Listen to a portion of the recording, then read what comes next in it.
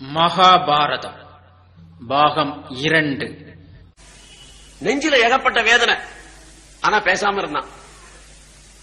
அப்புறம் கொஞ்ச நாட்கள் சென்றது. மீண்டும் அவள் கருவுற்றாள். மீண்டும் ஒரு குழந்தை பிறந்தது. அந்த குழந்தை பிறந்த உடனே இவன் வழக்கம் போலவே என்ன நடக்கப் போகிறதோ என்று எதிர்பார்த்துக் கொண்டிருந்தான். அதை போலவே பிரசவ அறையிலிருந்து அவள் வெளியே வந்தாள். குழந்தையை எடுத்துக்கொண்டு கங்கையை நோக்கி நடந்தாள். கங்கையிலே அந்த குழந்தையும் அமுக்கினாள்.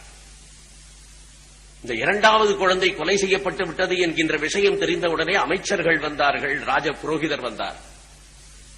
ராஜ புரோகிதரும் அமைச்சரும் ஒரு கேள்வி கேட்டார்கள். மன்னவா, எனக்கு என்னவென்று புரியவில்லை. இந்த பெண் தனக்கு பிறந்த குழந்தைகளை கொலை செய்கிறாள். ஆனால் நீ வாயை திறந்து ஒரு வார்த்தை கூட அவளிடத்திலே கேள்வி கேட்கவில்லையே, ஏன்? அவளிடத்திலே கேள்வி கேட்க மாட்டேன் என்கின்ற நிபந்தனைக்கு உட்பட்டுத்தான் நான் திருமணம் செய்து கொண்டிருக்கிறேன் என்பதாக இவன் சொல்லுவானா? அப்படி சொல்ல மாட்டான். ஆகவே இவன் வாயை மூடிக்கொண்டிருந்தான். எனக்கு புரியவில்லை, நீ ஒரு நாட்டினுடைய ஒரு மன்னன் என்பதை மறந்து விடாதே.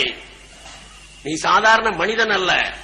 ஆகவே மன்னன் இந்த தேசத்திற்கு கட்டுப்பட்டவன், இந்த பிரஜைகளுக்கு கட்டுப்பட்டவன். அவர்களுக்கு பதில் சொல்லியாக வேண்டிய நிலையில் இருக்கிறாய். சாதாரணமாக யாராவது ஒரு கொலை குற்றம் செய்தார்கள் என்று சொன்னால் அந்த கொலை குற்றத்திற்கு மரண தண்டனை வழங்க வேண்டியவனே மன்னனாகிய நீதான். அப்படி இருக்கிற பொழுது உன்னுடைய மனைவி அவள் கொலை செய்கிறாள். எப்படிப்பட்ட கொலை? சிசு ஹத்யா. குழந்தையை கொலை செய்கிறாள். பிறந்தவுடனே அந்த குழந்தையை கொலை செய்கிறாள். அப்படி பிறந்தவுடனே அந்த குழந்தையை கொலை செய்கிறாள் என்று சொன்னால் அதை பார்த்துக் கொண்டிருந்த அவளுக்கு எந்த தண்டனையும் நீ கொடுக்கவில்லை. அவளை ஏன் என்றும் கேட்கவில்லை. வாயை மூடிக்கொண்டிருந்தான். மூன்றாவது குழந்தை பிறந்தது. அதே கதிதான் அதற்கும் நடந்தது. இப்ப இவன் மனசுல என்ன எண்ணம் என்றால், 3 குழந்தைகளுமே ஆண் குழந்தைகள். அந்த ஆண் குழந்தைகள் தொடர்ந்து பிறந்து கொண்டிருக்கிறார்கள். அந்த ஆண் குழந்தைகளை இவள் கொலை செய்கிறாள். பெண் குழந்தையை கொலை செய்வது என்பது அந்த காலத்திலும் நடந்திருக்கிறது, இந்த காலத்திலும் நடக்கிறது. அதெல்லாம் நமக்கே தெரியும் எங்க நடக்கிறது என்று உங்களுக்கு தெரியும். நம்ம ஊர்ல பெண் சிசு என்று சொன்னால் அதை கொலை செய்வது என்கின்ற பாரம்பரியம் பல ஜாதிகளில் இருக்கிறது. உண்மையிலேயே பெண் சிசுவை கொலை செய்ய வேண்டிய அவசியம் இல்லை. ஆனாலும் கூட அப்படிப்பட்ட ஒரு மூடத்தனமான செயலை இந்த சமுதாயம் செய்து கொண்டுதான் இருக்கிறது. அதற்காகத்தானே தொட்டில் குழந்தை திட்டம் என்பதாக அரசாங்கமே அறிமுகப்படுத்த வேண்டிய ஒரு நிர்பந்தம் ஏற்பட்டது. ரொம்ப வருஷத்துக்கு முன்னாடி எனக்கு ஒரு சம்பவம். நான் ஈரோடு மாவட்டத்தில் ஒரு குக்கிராமத்தில் சொற்பொழிவாற்றுவதற்காக போயிருந்தேன்.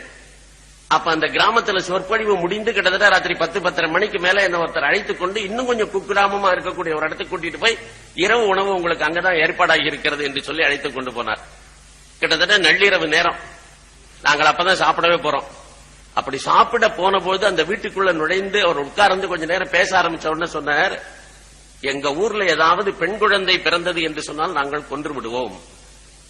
ரொம்ப சர்வசாதாரணமா சொன்னார். எனக்கு திக்குனது. நள்ளிரவு வேற, இந்த குழந்தையை கொன்னுடுவேங்கிறாரு. அதனால அப்படிப்பட்ட விஷயத்தை பத்தி கேட்கறதுக்கு எனக்கு கொஞ்சம் இதா இருந்தது. ஆமா, எதனால இப்படி எல்லாம் கொலை பண்ணுவீங்க அப்படின்னு கேட்டேன். நாங்கள் எல்லா பெண் குழந்தைகளையும் கொலை செய்வதில்லை. ஒரு பெண் குழந்தையை காப்பாற்ற முடியும் என்று சொன்னால் ஒரு பெண் குழந்தையை அனுமதிப்போம், 2வது பெண் குழந்தையை கொலை செய்வோம். 2 பெண் குழந்தைகளை பராமரிக்க முடியும் என்று சொன்னால் 3வது பெண் குழந்தையை கொலை செய்வோம். 3 பெண் குழந்தைகளை பராமரிக்க முடியும் என்று சொன்னால் 4வது பெண் குழந்தையை கொலை செய்வோம். அப்படின்னு பராமரிப்பது ரொம்ப கஷ்டமா? அப்ப அவர் சொன்னார், நான் பராமரிப்பு என்று சொன்னால் அவளுக்கு சோறு போடுவதை பற்றி எல்லாம் சொல்லவில்லை, பாவாடை துணிமணி வாங்கி கொடுப்பதை பற்றி நான் பேசவில்லை. நான் எதை பற்றி பேசுகிறேன் தெரியுமா? அவளுக்கு நாங்கள் கொடுக்க வேண்டிய பொட்டி பணம். அது என்ன பொட்டி பணம்னு கேட்டேன். அப்ப அவர் சொன்னாரு, கல்யாணத்தின் போது மணமகனுக்கு அந்த மணமகள் சார்பாக பொட்டி பணம் என்பதாக ஒரு சில லட்சம் ரூபாய் கொடுக்கணும். Cash, heavy cash. அதை கொடுத்தாதான் எங்க ஊர்ல கல்யாணமே ஆகும். அப்படி கல்யாணம் ஆக வேண்டும் என்று சொன்னால் அதை கொடுத்தாக வேண்டும் என்ற நிர்பந்தனை இருக்கிறது. ஆகவே அப்படி கொடுப்பதற்கு ஒரு குடும்பத்தில் என்ன வசதி இருக்கோ, எத்தனை பெண் குழந்தைகளை இப்படி பொட்டி பணம் கொடுத்து கல்யாணம் பண்ணி கொடுக்க முடியுமோ அத்தனை பெண் குழந்தை பெற்றுக்கலாம். அதுக்கு மேல இல்லைன்னா அந்த பெண் குழந்தை உடனே பிறந்த உடனே சாகடிச்சிரும். ஐயோ, ரொம்ப பயமா இருக்கேன். அது ஒண்ணும் பெரிய கஷ்டம் இல்லைங்க. இந்த குழந்தைக்கு நாங்க என்ன பண்ணுவோம், பாலாடையில பால் போட்டுக்கிற போது அந்த குழந்தை பிறந்த உடனே அதுல ஒரு சின்ன நெல்லை போட்டுருவோம். அந்த நெல் இந்த தொண்டையில சிக்கிக்கும், உடனே செத்து போயிடும் மூச்சு திணறி. இது ஒரு வழி. இன்னொரு வழி என்ன தெரியுமா? அப்படி இல்லைன்னா நாங்க தலையணை வச்சு அந்த குழந்தைய அமுக்கிடுவோம். அந்த அமுக்கின உடனே அந்த குழந்தை காலியாயிடும், செத்து போயிடும். இப்படிதாங்க நான் பண்ற வழக்கம். ஆகவே அந்த குழந்தை இருக்கிறத நாங்க விரும்புறது இல்ல அப்படி என்று சொல்லி. ஆமா, ஏன் இந்த பொட்டி பணம் எல்லாம் வாங்குறீங்களே, உங்க ஊர்ல இந்த மாதிரி கொலையும் பண்றீங்களே, உங்க ஊர்ல யாரும் போலீஸ் ஸ்டேஷன்ல போய் புகார் பண்ண மாட்டாங்களா? கம்ப்ளைண்ட் ஆகாதா? இது எங்களுடைய ஜாதி நாட்டாண்மையாய் செய்து கொண்டிருக்கிற முடிவு. எங்க ஜாதி கட்டுப்பாட்டுக்கு மீறி வெளியில யாரும் போய் போலீஸ்ல சொல்ல மாட்டாங்க. எங்க ஜாதியை எடுத்திருக்கிற முடிவு, எங்க ஜாதி நாட்டாமையில எடுத்திருக்கிற முடிவு. ஆகவே எங்க கிராமத்தில் இருக்கிற எல்லாரும் அப்படித்தான் செய்வோம், யாரும் போலீஸுக்கு போக மாட்டாங்க, அந்த கவலையே இல்ல. அப்ப நான் சொன்னேன், ஜாதி எல்லாமே சேர்ந்து முடிவெடுத்து இந்த குழந்தைகளை கொள்கிறீர்களான்னு கேட்டேன். ஆமான்னாங்க. அப்ப நான் சொன்னேன், ஏண்டா உங்களுக்கு கொஞ்சம் கூட புத்திங்கிறதே ஒண்ணும் கிடையாதா?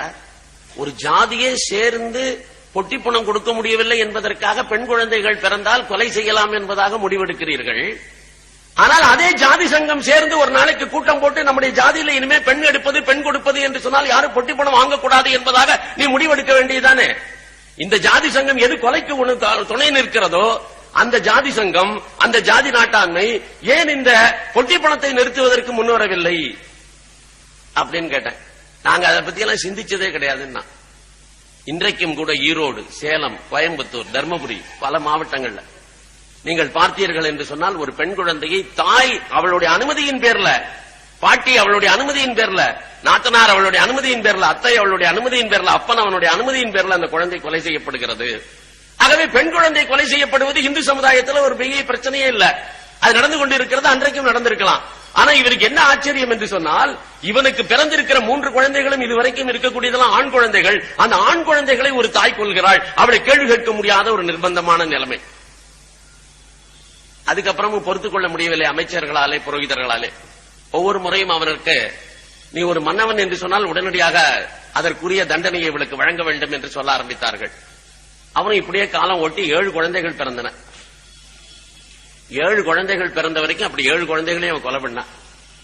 8வது ஆண் குழந்தை பிறந்தது. அந்த 8வது ஆண் குழந்தையை எடுத்துக்கொண்டு இவள் கங்கையை நோக்கி நடக்கிற பொழுது இவன் கேட்டான், நில், எங்கே போகிறாய்? அவள் திரும்பினான். இது போன்று என்றைக்காவது ஒரு நாள் நீ கேட்பாய் என்று எதிர்பார்த்துக் கொண்டிருந்தேன், அந்த நேரம் வந்துவிட்டது. நான் உனக்கு என்ன சொல்லி இருக்கிறேன், நீ எப்பொழுது கேள்வி கேட்கிறாயோ அப்பொழுது உன்னை விட்டு நீங்கி விடுவேன் என்று. இப்பொழுது நான் உன்னை விட்டு நீங்க போகிறேன், ஆனால் நீ கேட்கிற கேள்விகளுக்கெல்லாம் பதில் சொல்லிவிட்டு போவேன், கேள். ஆமா, உனக்கு கொஞ்சம் கூட ஒரு தாய் உள்ளம் என்பதாக ஒன்றுமே கிடையாதா? நீ ஒரு பெண்ணா இல்லை பிசாசா? எனக்கு ஒன்று புரியவில்லை. நீ எப்படி உனக்கே பிறந்த குழந்தைகள் அவைகள், அந்த குழந்தைகளை எல்லாம் கொஞ்சம் கூட ஈவிரக்கம் இல்லாமல் தண்ணீர் அமைக்கி கொலை செய்கிறாயே. அவ சொன்னா, நானும் ஒரு பெண் தான், ஆனால் இவைகளை எல்லாம் நான் கொல்ல வேண்டும் என்பதுதான் ஏற்கனவே விதிக்கப்பட்ட நியதி. அப்படி என்ன நடந்து விட்டது? இவன் கேட்டான். அதுக்கு நீ முதல்ல தெரிந்து கொள்ள வேண்டிய விஷயம், நான் யார் என்கின்ற கேள்வி இது நாள் வரைக்கும் நீ கேட்கவில்லை அல்லவா? இப்பொழுது உனக்கு அந்த கேள்விக்கு பதில் சொல்கிறேன். நான் கங்கை, புனிதமான நதியாக ஓடிக்கொண்டிருக்கிறாரே கங்கை. அந்த கங்கையினுடைய தேவதையாக இருக்கக்கூடிய கங்காதேவி நான் தான். ஜன்யு மகரிஷியினுடைய மகள். தேவலோகத்திலே நான் ஓடிக்கொண்டிருக்கிறேன். தேவலோகத்தினுடைய வனிதை நான். ஆகவே அப்படிப்பட்ட கங்கை தான் உனக்கு இப்பொழுது மனைவியாக வாய்த்திருந்து இதனால் வரை உன்னுடன் வாழ்க்கை நடத்தினேன் என்பதை நீ புரிந்து கொள். அது மட்டுமல்ல, நாம 2 பேரும் ஏன் திருமணம் செய்து கொண்டோம் என்கின்ற விஷயம் உனக்கு ஞாபகம் இல்லாமல் இருக்கலாம். ஏனென்றால் உனக்கு பூர்வ ஜென்மத்தை பற்றிய உணர்வு இல்லாமல் இருக்கும். ஆனால் எனக்கு இருக்கிறது. அதனால் அந்த பூர்வ ஜென்மத்தினுடைய வரலாற்றை உனக்கு நான் நினைவுபடுத்தினேன் என்று சொன்னால் நீ புரிந்து கொள்வாய். நீ முன் ஜென்மத்தில் மகாபிஷக் என்கின்ற மிகப்பெரிய மன்னனாக விளங்கினாய். எல்லா விதமான தான தர்மங்களையும் செய்திருந்தாய். வீராதி வீரனாக விளங்கினாய். அப்பேற்பட்ட வீரனாகிய நீ செய்திருக்கக்கூடிய தான தர்மங்களுடைய புண்ணியத்தின் காரணமாக தேவலோகத்திற்கு வந்தாய். அப்படி தேவலோகத்தினுடைய சபையிலே இந்திரனுக்கு நிகராக யாரேனும் இருப்பதற்கு அனுமதி கிடையாது. அந்த சபைக்கு நீ வந்தாய். அங்கிருந்து உனக்கு பிரம்ம சபைக்கு போகின்ற வாய்ப்பும் கிடைத்தது. அப்படி பிரம்ம சபையிலே எல்லோரும் அமர்ந்திருந்த பொழுது உனக்கும் கூட இருக்கை கொடுத்து அவர்கள் அமர்த்தி இருந்தார்கள். அந்த பிரம்ம சபைக்குள்ளே ஒரு நாளைக்கு நான் நுழைந்தேன். நான் நுழைகிற போது காற்றின் காரணமாக என்னுடைய ஆடை சற்று விலகியது. இந்த ஆடை விலகியதை மற்றவர்கள் யாரும் கண்டுகொள்ளவில்லை. தலையை குனிந்து கொண்டார்கள். ஆனால் நீ என்ன செய்தாய் தெரியுமா? ஆடை விலகிய என்னை உற்று நோக்கினாய், ஆசைப்பட்டு நோக்கினாய். நீ என்னை நோக்குவதை நானும் பார்த்தேன். உடனடியாகவே நம் இருவருக்கும் ஒரு சாபம் நேரிட்டது. அந்த சாபம் என்ன தெரியுமா? பிரம்ம சபையினுடைய ஒரு ஒழுங்கை நீங்கள் கடைபிடிக்கவில்லை. ஒரு பெண்ணினுடைய ஆடை சற்று விலகுகிற பொழுது அவளை உற்று பார்ப்பது என்பது தவறு.